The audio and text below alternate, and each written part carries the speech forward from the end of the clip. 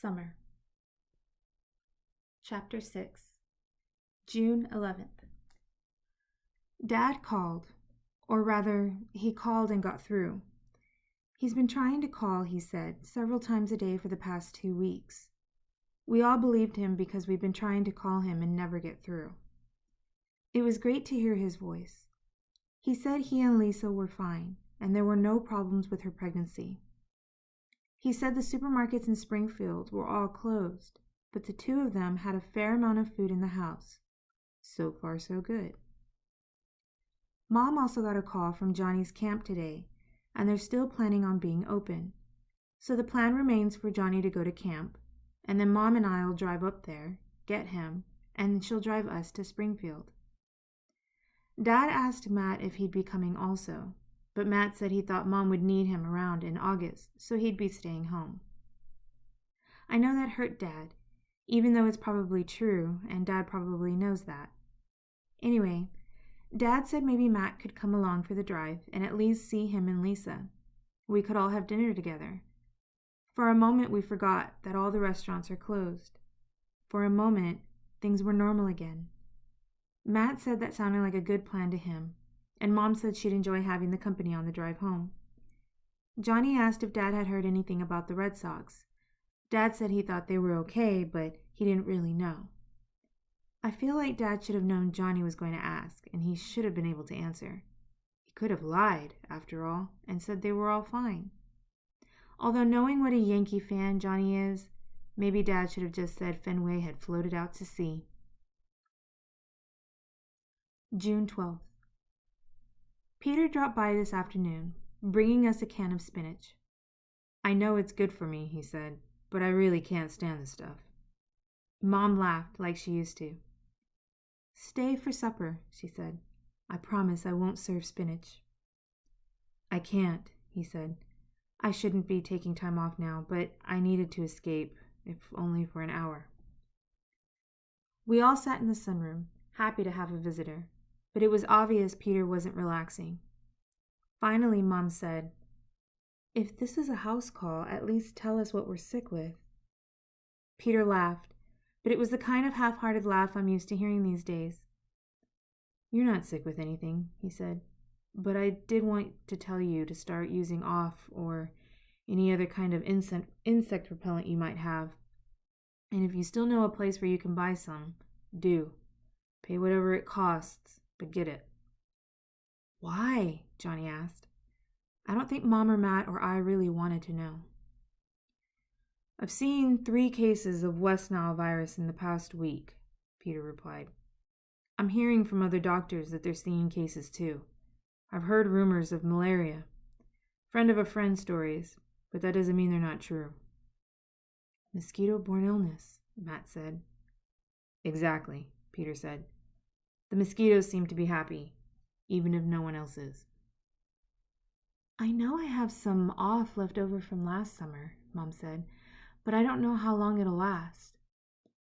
"Cover yourself up," Peter said. "Wear socks and long-sleeve shirts and pants when you're outside. No perfume. And if you even think you feel a mosquito, swat at it." All of which I'm sure is very good advice, but I still plan on swimming at Miller's Pond. I don't know what I'll do if Mom tries to stop me. June 15th. It rained for the past couple of days. Bad thunderstorms. No blackouts, though. No electricity at all, so no blackouts. This morning the electricity came on for a few minutes, and when it did, Johnny said, "Hey, it's a black-on." This is what passes for humor around here. Actually, it was kind of cozy in the rain. We couldn't go anywhere, so we stayed in and read books and played video games and pretended not to worry. It was like being snowed in, only without any snow. But today the sun was shining, and even though the moon glow is disconcerting in the daytime, the sun was still a pleasant relief. No humidity, temperature in the high 80s, just about perfect weather. So without telling Mom, I slipped my bathing suit on, put on jeans and a shirt over it, and went to Miller's Pond.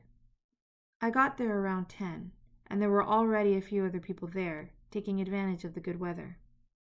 Dan was among them, and it was great to see him. We swam laps, raced, he won, but not by much, and played water tag with a few other swimmers. It felt like summer vacation. After we got out of the water, we dried ourselves off in the sunlight. It's a little marshy around Miller's Pond, and we had to swat at mosquitoes, but even that felt like summer. Dan and I talked as we laid in the sun. First, we tried to talk about unimportant stuff, but of course these days there isn't much unimportant stuff. Next year I'll be a senior, he said, assuming there's school next year. Assuming there's a next year. There'll be a next year, I said. At that moment, it was impossible to think otherwise. Dan grinned. I notice you're not guaranteeing there'll be school, he said. With my luck, there will be, I said, and my grades from this year will count. My parents and I were going to look at some colleges this summer, he said. Check out some schools on the way to my grandparents. They live in Florida. He paused for a moment. Lived, he said. We saw their names on a list. I'm sorry, I said. They liked it down there, he said. They kept real busy. We think it probably happened fast with the first tsunamis. Their place was right on the ocean, so that's probably what happened. My mother's parents have been dead forever, I said, since Mom was a little girl. Her grandparents raised her, right where we live now. My dad's mother is in Las Vegas, and we're pretty sure she's okay. I try not to think about it, he said. What'll happen next, I mean. But of course I do. And I get so angry. I know it's nobody's fault, but the government should have done something. Like what? I asked. It could have warned people, he said. It could have evacuated people from the coastlines, even if it turned out to be a false alarm. And there's got to be something they could do about electricity and gas prices and food. Somewhere there's got to be supplies of food that aren't getting to us. I guess I don't think it does much good to be angry, I said. We both swatted at mosquitoes, and suddenly we laughed. It was balletic, swatting in unison. And then Dan said the most amazing thing. If there is a world, Dan said, and if there is a school, would you go to the prom with me next year? I insist on a corsage, I said, and a limo. A stretch, he said, and orchids. You in a tux, I said, me in a formal gown. We'll be king and queen of the prom, Dan said. I'd be honored, Your Majesty, I said. Dan bent over and kissed my hand. Our faces met, and we kissed. Really kissed. It was the most romantic moment in my life, and it would have been even more romantic if some little boy hadn't yelped, "Ooh, kissing, yuck," which ruined the mood. Dan walked me home, and we kissed again at the back door. It's a date, he said. I'll see you before then, won't I? I asked. The prom won't be for another year. He laughed. Meet me at the pond tomorrow, he said. At 10, if it isn't raining. I will, I said, and we kissed goodbye. It was a completely magical moment. So naturally, it was spoiled by Johnny. He opened the door, caught a glimpse of Dan, and said, Mom's on the warpath. Better talk to her.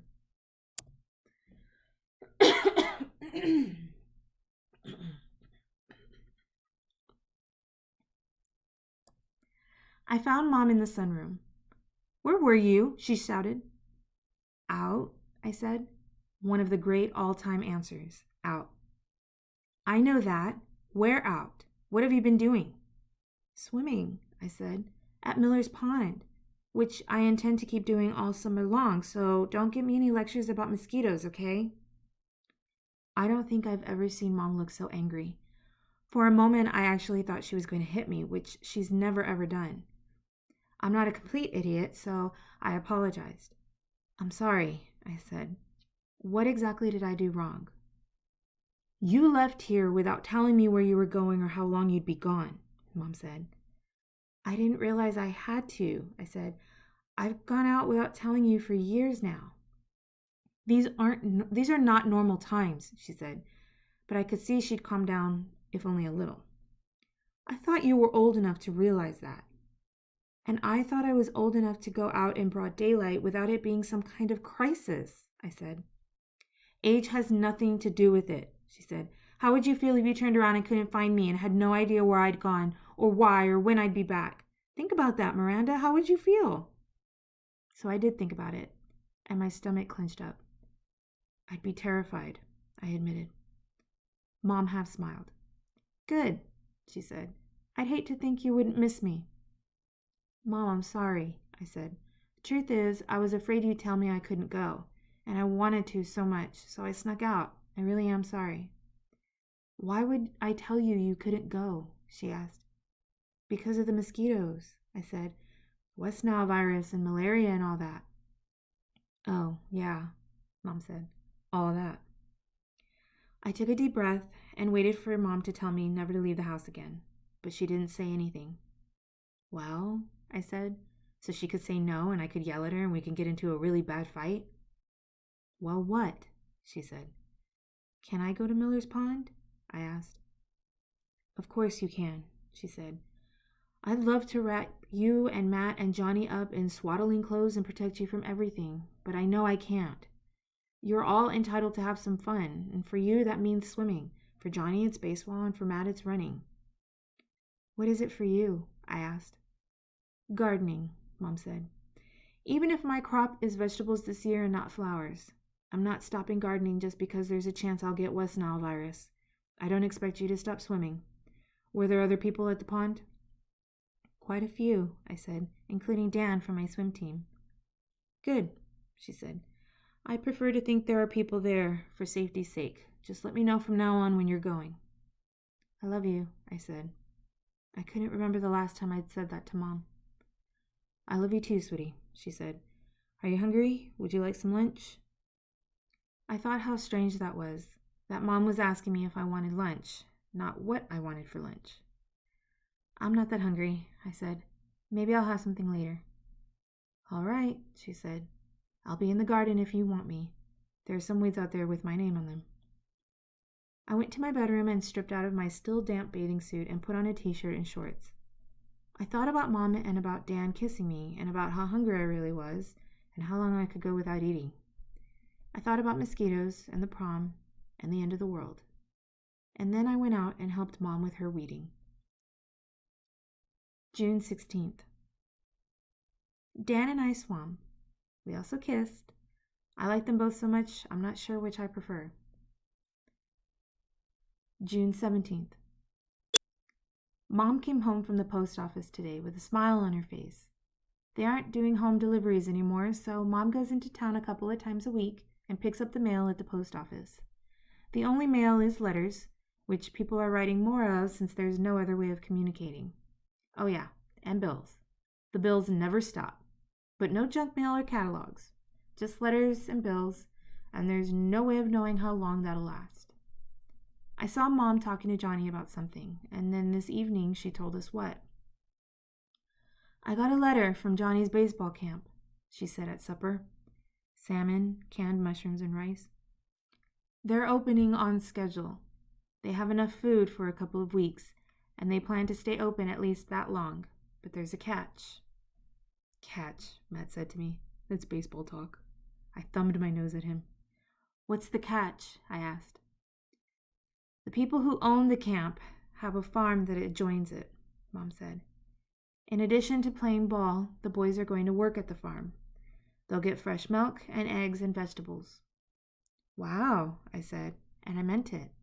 I still think about those 2 eggs Mrs. Nesbit brought over. That's great. Congratulations, Johnny. Yeah, it'll be okay, he said.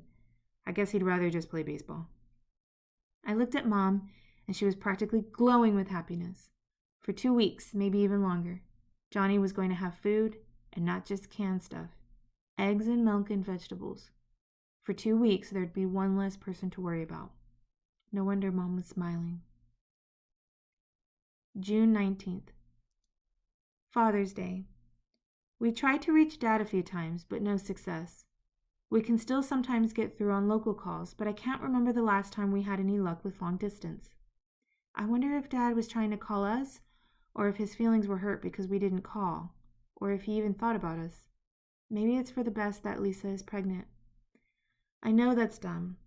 I'll be seeing Dad in a few weeks, spending a month with him and Lisa and Johnny in Springfield. He probably thinks about us as often as we think about him. More, probably. Sometimes a day goes by and I realize I haven't thought about him at all. June 21st.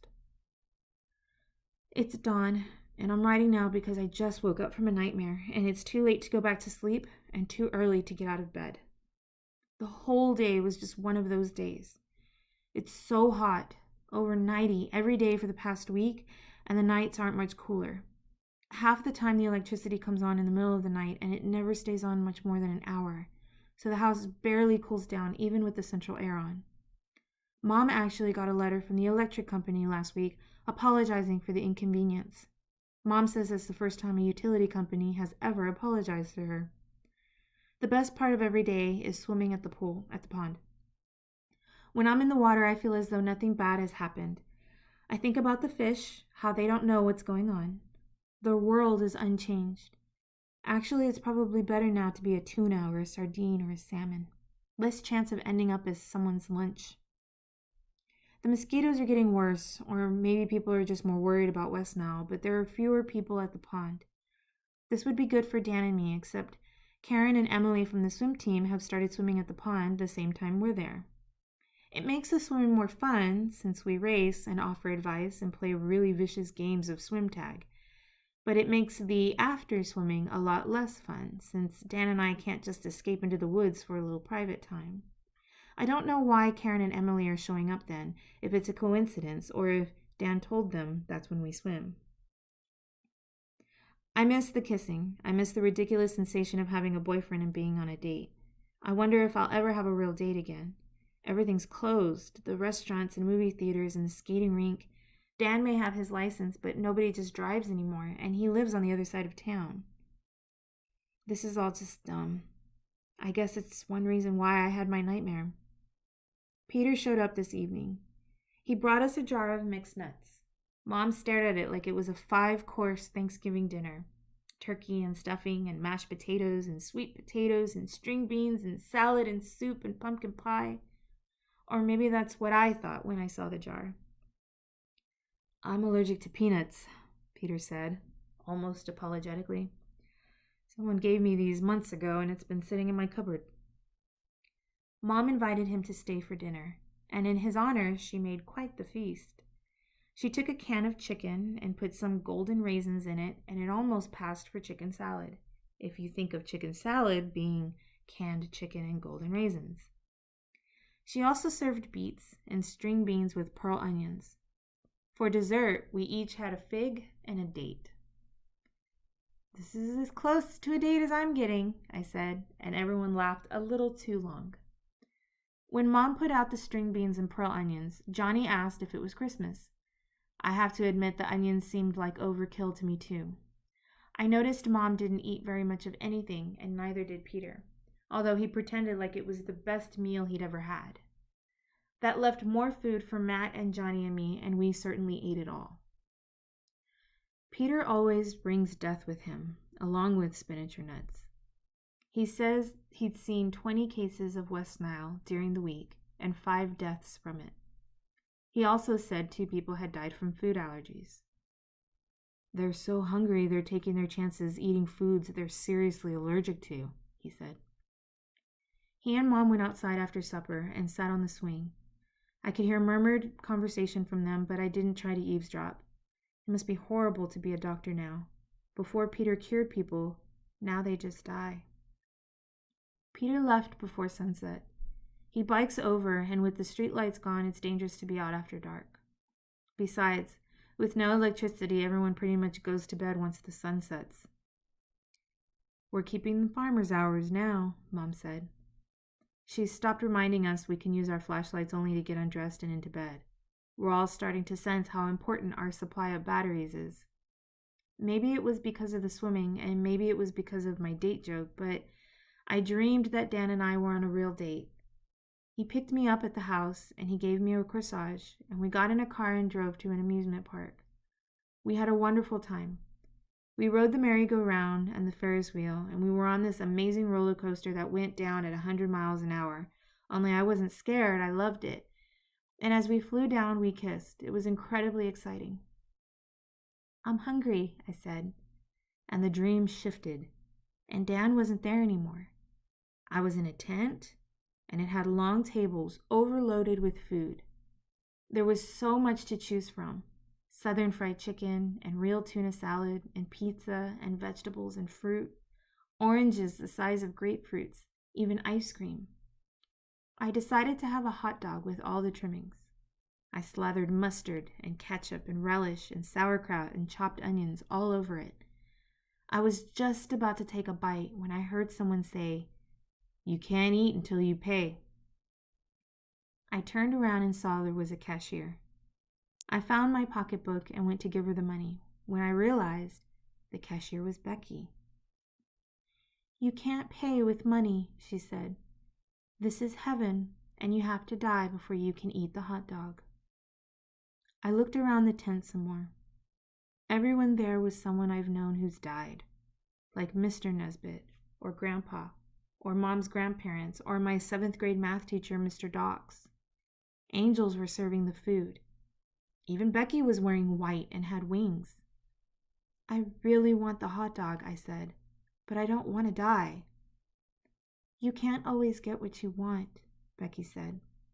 "Don't be careless," Mr. Dawkes said, which was what he always said when he'd had hand back a test and I'd made a lot of careless mistakes, which was really pretty funny since he died when he ran through a red light on Washington Avenue.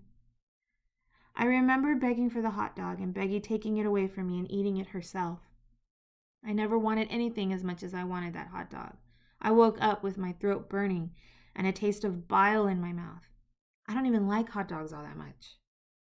What I'd really love are pancakes, the kind Mom used to make for special occasions. Pancakes with butter and hot maple syrup. Now that I think about it, we have pancake mix and maple syrup. I wonder if we really could have pancakes. I wonder if waking up alive is enough of a special occasion. When Mom gets up, I'll ask her about the pancakes, but not about what constitutes a special occasion. I think Mom wants us to think we'll wake up every morning for years to come. Maybe Mom's right. It's a beautiful sunrise. We are all still alive. And I'm really not ready for heaven. Not as long as I can swim in Miller's Pond and go on make-believe dates with Dan and dream about the possibility of eating pancakes slathered in maple syrup. June 22nd. The best day in ages. For starters, Mom made pancakes. Okay, they weren't pancakes as we all remembered them, but close enough. Water instead of milk, dried egg whites instead of eggs, which made them fluffier and less heavy. No butter, but lots of maple syrup.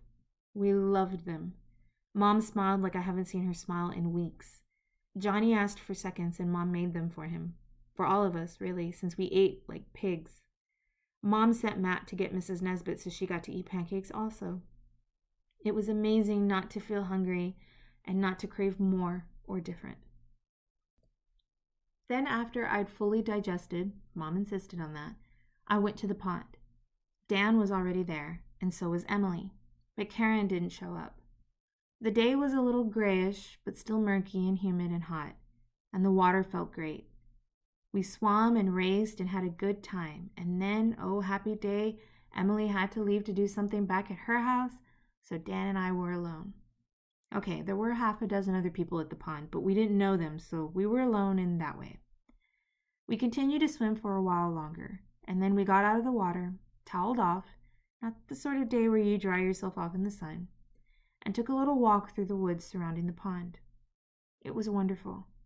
We held hands, we hugged, we kissed, we talked too, and sometimes we didn't do anything, just stood quietly and let the trees and the birds surround us. Underneath everything, I wonder if Dan would even know I was around if things were normal. Sure, he was nice to me at school and at practice sessions, but there's a big difference between saying I have a good crawl stroke and holding me tight in the forest while we kiss. If anybody ever reads this diary, I will absolutely die. Dan walked me back home, but he didn't come in. It was lunchtime. And there's an unspoken understanding that you don't drop in at meal times. Peter doesn't seem to understand this, but he always brings food. When I went into the kitchen, there was a strange, pleasant smell that I couldn't quite identify. And then I saw Mom punching a lumpy white thing. She was positively grinning as she punched. "I'm baking bread," she said. "The pancakes made me think about just what we have, and I remembered buying yeast. I put it in the fridge and I forgot about it, but there it was. I'm using water instead of milk, but that's okay. We're going to have fresh baked bread."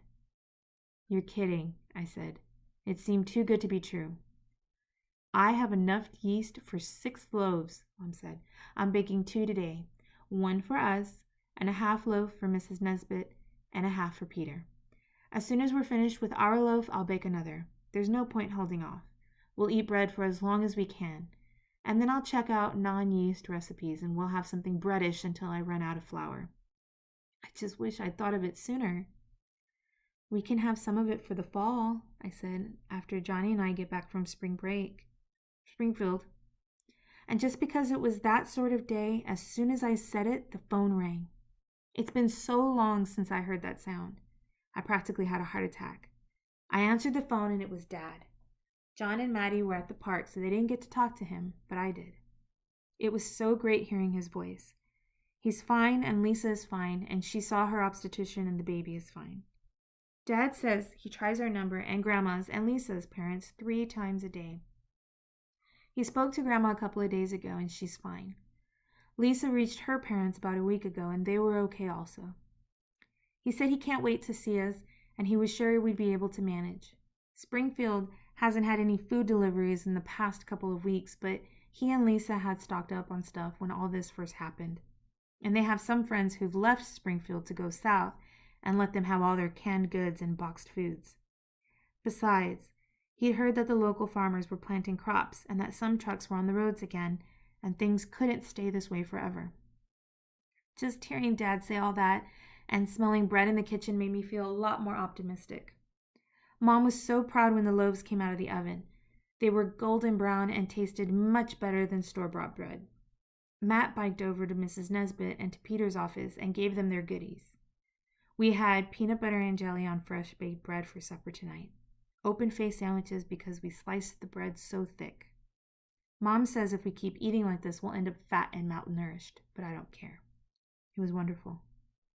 Then, because when good things happen, they just keep on happening, we had electricity, and it came on at 7 p.m., a time when we could actually use it, and it stayed on for 3 whole hours. Mom did 3 loads of laundry and got 2 of them dry. I vacuumed the whole house. We ran all the dishes through the dishwasher. We ran the central air and cooled the house off. Just for the hell of it, Matt toasted a slice of bread and we all nibbled on it. I've forgotten how great toast is. Crunchy on the outside and soft on the inside. A couple of days ago, Matt had gone into the attic and brought down a real old black and white TV set with a built-in antenna. Mom says the antennas were called rabbit ears, which I think is pretty silly. With the electricity on, we turned on the TV set and got 2 stations. We can't get any TV reception on our other sets. Our cable reception is completely gone. Just seeing a picture on TV was exciting. One station was religious.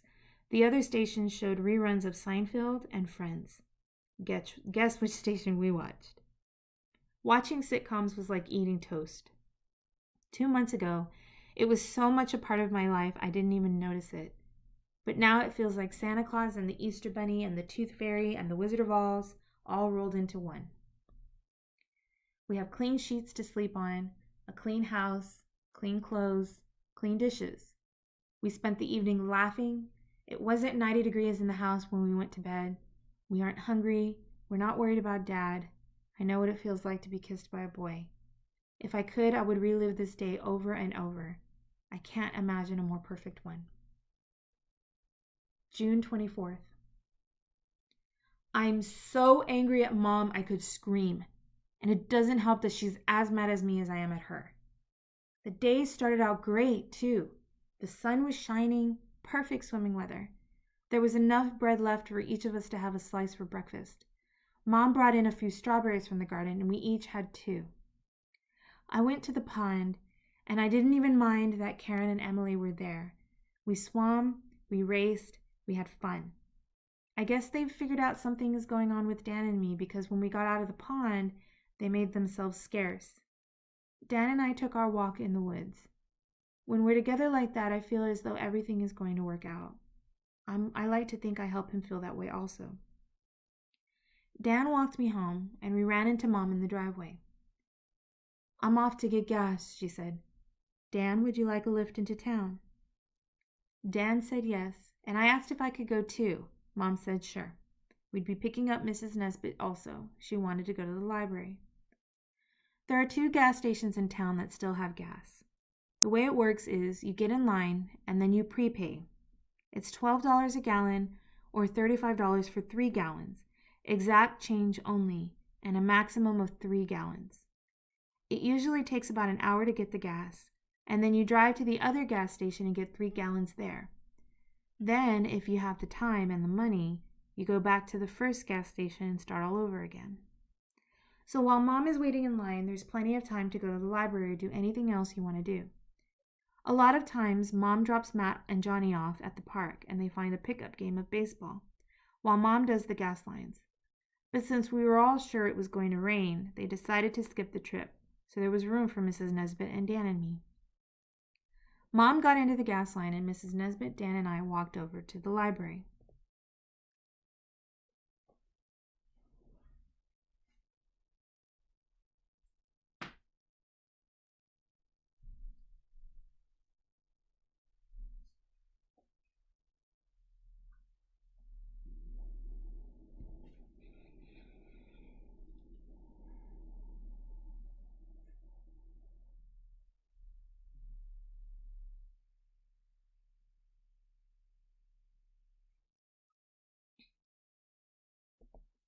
There's very little that's still open in town, so the library has gotten real popular.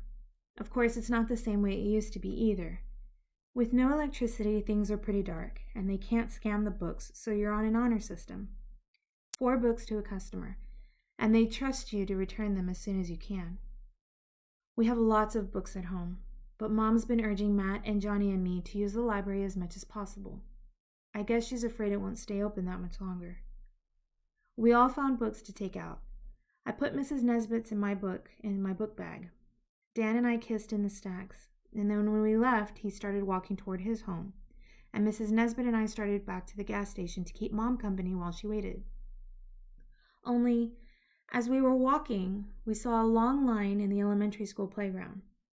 There were maybe 50 people in the line, and we noticed a couple of state troopers standing around, making sure people stayed in place. I ran over to see what was going on. "They're giving away food," a man told me. "1 bag per household." I waved Mrs. Nesbit over and got her a place in the line. "I'm going to get Dan," I told her. "We'll meet you back here." So I ran, and I do mean ran, towards Dan's home. It didn't take me long to find him and explain what was going on.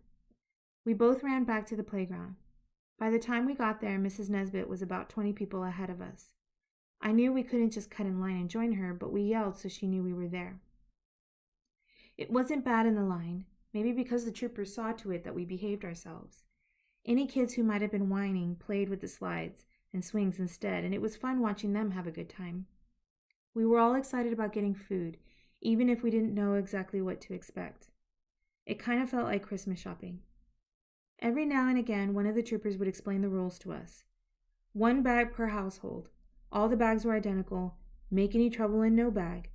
No cost, but a thank you would be appreciated. Even when it began to rain, we didn't mind. It was a gentle summertime kind of rain, and since it's so humid, we hoped that the rain would clear things up and the weather would turn nice again. Dan and I held hands and giggled and enjoyed being together. We edged forward, and we cheered when Mrs. Nesbit finally got into the school. We cheered again when she emerged carrying a bag. We finally got in ourselves. There were other troopers in the school, clearly guarding the bags. It was scary seeing them with real guns. But everyone was well behaved. When you got to the front of the line, you had to show an ID that had your address on it. Luckily, Dan and I both had our library cards with us. We were each handed a plastic bag and told to leave, which we did. When we walked out, we saw the troopers telling people not to get in line, the supplies were running out. We found Mrs. Nesbit standing just outside the playground. "There's rice," she said, "and beans and all kinds of goodies." I was so happy that I flat out kissed Dan right in front of Mrs. Nesbit. Not that she seemed shocked. Dan gave me a hug and said goodbye. "Mom is going to be so happy," he said, which pretty much summed it up. "Maybe there'll be more," I said. "Maybe this is the start of better times." "Let's hope so," he said. He gave me one more kiss, and then he started back to his house. I took Mrs. Nesbit's bag, and we began walking back to the gas station. I couldn't get over how excited Mom was going to be when she saw I was bringing food. It was about a half-mile walk to the gas station, and the gentle rain had become heavy with distant thunderstorms. I told Mrs. Nesbit I wished I had an umbrella for her, but she just laughed. "I won't melt," she said. When we got to the gas station, we couldn't find Mom's car, which meant she was already on her way to the second gas station. That added another 5 blocks to the walk, and Mrs. Nesbit and I were drenched by the time we finally found her, but it didn't matter. Rice and beans and powdered milk and salt and boxed soup mix and dehydrated vegetables and cornflakes and lime jello. Mom only had a 10-car wait by the time we got there. I was so wet anyway. I volunteered to get out and pay, which I did. It feels so funny to go into the convenience store and see completely empty shelves and signs saying, "Cashier is armed and trained to shoot." I guess Mrs. Nesbit told Mom all about the food and the line while I was paying for the gas. All I know is Mom was in a great mood before I left the car, and she was very quiet by the time I got back in. I don't know if Mom felt 6 gallons was enough for one day or if she wanted to get Mrs. Nesbit home because she was so wet, but we drove straight back and dropped Mrs. Nesbit off. Any effort Mom might have made to seem social while Mrs. Nesbit was still in the car ended as soon as it was just the two of us. "What?" I said when we were finally alone. "What did I do this time?" "We'll discuss it inside," she said. Her teeth were so clenched she could have been a ventriloquist. We walked into the kitchen and I flung the book bag and the grocery bag on the table. "I thought you'd be happy," I said. "We have all this food now. What did I do wrong?" "Sometimes I just don't understand you," she said, like I was the mystery creature. "You saw everyone standing in line, and what did you do?" "I got in the line," I said. "Wasn't that what I was supposed to do?" "You left Mrs. Nesbit and went to get Dan," Mom said. "That seems to be the part you're forgetting." "Right," I said.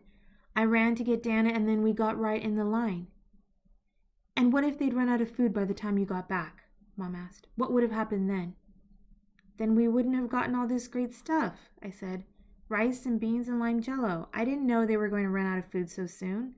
Besides, what difference does it make? They didn't run out of the food, and he got food to take home, and so did I, and so did Mrs. Nesbit. I don't see what you're so mad about." "How often do I have to explain this to you?" Mom asked. "Family is all that matters. Dan has to worry about his family, and you have to worry about yours. And before you even begin to say anything about Peter, he's brought us food every time he's come here, and the least I could do is give him some bread in return." I would have brought up Peter too if she hadn't. Even I knew better than to say Mrs. Nesbit wasn't family. "There was enough for all of us," I said. "Pure luck," Mom said. "I will not have Johnny or Matt or you starve because you want to include a friend.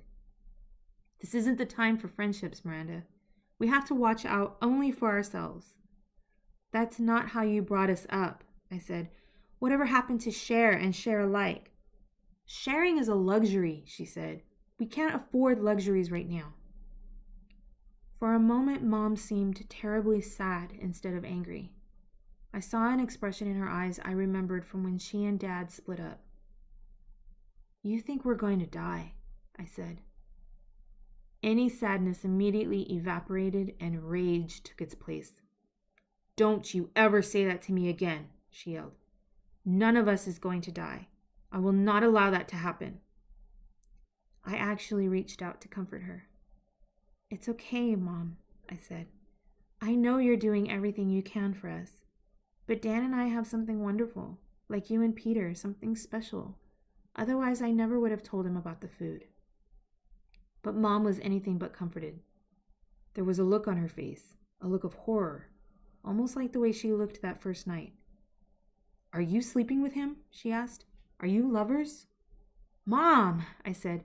"Because if you are, you'd better never see him again," she said. "I'll forbid you to go to the pond. I won't let you leave this house alone again. Do you understand me?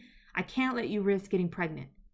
She grabbed my shoulders and pulled me to an inch of her face. "Do you understand that?" "I understand," I yelled right back into her face. "I understand that you don't trust me." "If I don't trust you, I certainly don't trust Dan," she said. "The two of you cannot be left alone. I forbid it."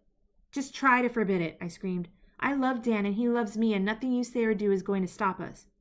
"Go to your room now," Mom said, "and don't think about coming out until I tell you to. Now."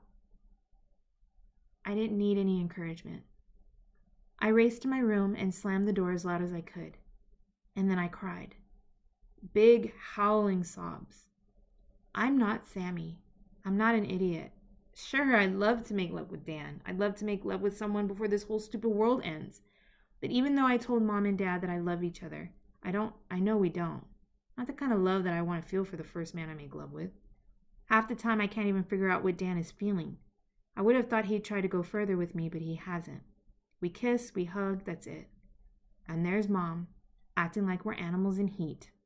It's so unfair. I haven't seen Sammy or Megan since school ended.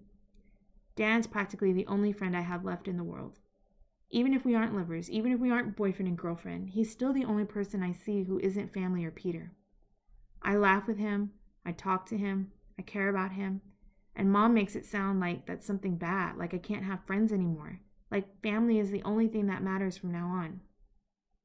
If that's how the world is supposed to be, I hope it does end soon. I hate Mom for making me feel this way. I hate Mom for making me feel that for every good day, there have to be 10 or 20 or 100 bad ones. I hate Mom for not trusting me. I hate Mom for making me even more scared. I hate Mom for making me hate her. I hate her. June 25th. Except for going to the bathroom, and I only did that when I thought no one would see me, I stayed in my room all yesterday. I kept the door shut, and in a fit of rebellion, even I realized I was done. I read my flashlight for 4 hours. Matt knocked on my door this morning. "Breakfast is ready," he said. "I'm never eating again," I said. "More food that way for you and Johnny." Matt entered the room and closed the door behind him. "Stop being a baby," he said. "You made your point. Now go to the kitchen and eat breakfast. You might want to kiss Mom good morning while you're at it." "I'm not talking to her until she apologizes," I said. It's funny. I was still angrier than I was hungry.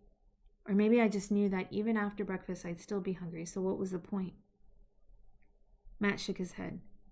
"I thought you were more mature than this," he said. "I expected better from you." "I don't care what you expect," I said, which was a total lie. I care desperately what Matt thinks of me. "I didn't do anything wrong. Mom attacked me for absolutely no reason. Why aren't you telling her you expected better from her?" Matt sighed. "I wasn't here," he said. "I only have Mom's version of what went on." "Did she happen to mention that she was horrible?" I asked. "That she acted like I was some kind of criminal, or did she leave that stuff out?" "If you mean, did she burst into tears and say she felt terrible for all the things she said to you, then the answer is no," Matt said. "But did she say how terrible she felt that you were going through all of this, Miranda? Mom is holding on by the skin of her teeth. She has the three of us to worry about and Mrs. Nesbit. And you know Mom. She's worried about Dad, too. And Lisa and her baby. And Peter. She's worried sick about Peter. He's working 12-hour days, 7 days a week, and she has no idea if he's eating anything." I thought I was going to start crying again, which I didn't want to. "Mom thinks we're all going to die," I said. "Doesn't she? Do you? Is this all for nothing? Are we all just going to die?" "Mom doesn't think that, and neither do I," Matt said. I could tell he'd thought about it a lot, and that it wasn't just a glib answer. That's not the same as saying the worst is over, because I don't think it is, and Mom doesn't think so either. If things stay the way they are, then we have a real chance. All the scientists are working on making things better. That bag of food yesterday proves that things are improving. But this has to be the worst, I said. How could things get any worse than they are now? Matt grinned. You don't really want me to answer that, do you? He asked. We both laughed as I shook my head. Mom's more worried about Mrs. Nesbit than she is about us, Matt said. Mom's asked her to move in with us, but Mrs. Nesbit has it in her head that it would be an imposition, which only makes things harder for Mom. I know Mom doesn't want us to die, I said. I thought really hard about what I wanted to say so it would come out right. But I think maybe she doesn't want us to live either. We should just hide in our rooms and not feel anything, and if we get rescued, great, but if we don't, well, maybe we'll live a little longer. If you can call that living. I know Mom tells you things she doesn't tell me, but am I wrong? Because I really feel that way more and more. I'd like to be wrong, because it scares me if Mom feels that way, but I don't think I am. Mom can't guess the future any better than you or me or Mrs. O'Leary's cow, Matt said. Horton could be on CNN, assuming there's still a CNN, and have as much a chance of being right as anybody else. But she thinks, and I do too, that we're in for some very hard times. Times worse than what we're going through now. And the way she sees it, the better we take care of ourselves now, the better chance we'll have when things get worse. So yeah, she probably does seem overprotective right now. I know she's scared to send Johnny off to camp, but she's absolutely determined to do that and not let him know how worried she is. So don't you tell him either. I won't, I promised. Mom doesn't have to worry about me. I'm not stupid, Matt, but I don't want to have to stop feeling. I really think I'd rather die than stop feeling. No one's asking that of you, he said. And Mom doesn't want you to stop swimming or to stop seeing Dan. She's happy when you're happy. She wouldn't want Dan to be the only friend you see under any circumstances. Why don't you visit Megan or Sammy? I could use some good Sammy stories. The truth of the matter is, I hardly even think about Sammy or Megan. It's like they're a part of the world that's already ended for me. But since I just finished a big speech about feelings, I didn't think I could confess that. So I nodded and told Matt I'd get dressed and make things up with Mom. When I saw Mom in the kitchen, I didn't feel like getting all kissy-kissy with her, and I could see she wasn't all that eager to get kissy-kissy with me either. She and Johnny were both sitting at the table, looking kind of gloom. Without even thinking about it, I said, Johnny, you want to go to Miller's Pond with me this morning? Johnny's face lit up, and I could see I'd said the right thing as far as Mom was concerned. That'd be great, he said. I have no idea why Johnny hasn't just invited himself along. It's not like I own Miller's Pond. But Johnny's been playing baseball, or at least practicing with Matt. And Matt's been running when he hasn't been playing baseball. Maybe they figured swimming was mine and they'd keep away from it. Johnny put his trunks on under his jeans while I was eating breakfast. And as soon as we were both ready, we walked together to the pond. With my luck, of course, Emily and Karen weren't there, so Dan and I lost some good alone time. But it was worth it to see how happy Johnny was in the water. There were a couple of kids he knew from middle school, and the three of them played together. Then we all swam together, played water polo and imitation relay races. It was another one of those hot, sunny days, so we all laid around after swimming and let the sun dry us off. Dan, it turns out, is a big Phillies fan, and he and Johnny talked baseball, which made Johnny even happier. I've been so involved in my own problems, I haven't even thought much about what all this is doing to Johnny. Until I saw how excited he was talking with Dan about all-time great second baseman, I hadn't realized just how bored he's been. He's had Matt, and Matt's been great with him, but this time of year when Johnny isn't playing ball, he's watching it on TV or following it on the internet. Johnny's passionate about baseball, the way I used to be about skating. I'm really glad his baseball camp is going to be open. He deserves a couple of weeks of doing what he loves best. I guess because Johnny was with me, Dan didn't walk me home. And that was okay because it gave me more of a chance to talk with Johnny. I've been thinking about something, he said, and I could tell it was something really important to him. Right away, that meant it wasn't anything good. You know how I'm planning on playing second for the Yankees? Since Johnny's been planning on that since birth, I wasn't exactly surprised to hear it, so I just nodded. I know Mom's doing her best, Johnny said, but I don't think I'm eating a well-balanced diet. Protein and stuff like that. I'm 5'5", and I don't know how much taller I can get if I don't start eating hamburgers and roast beef. We're eating better than lots of other people, I said. Better than people here, Johnny said. But what if there are 13-year-old guys in Japan or the Dominican Republic who are eating hamburgers and who are growing? I don't see how I can reach 6 feet on canned tuna. What if I end up 5'6"? I would have laughed, except he looked so serious. Besides, I knew Matt wouldn't have laughed. Matt doesn't laugh at my idiotic questions. You taking your vitamins? I asked. Johnny nodded. Well, they'll help, I said. Look, Johnny, I don't know what things are going to be like tomorrow, let alone years from now.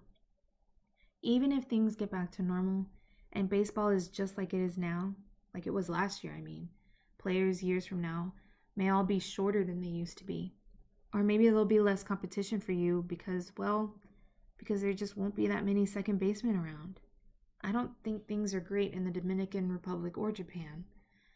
The guys your age may not grow to 6 feet either, or have the time to work on their baseball the way you do.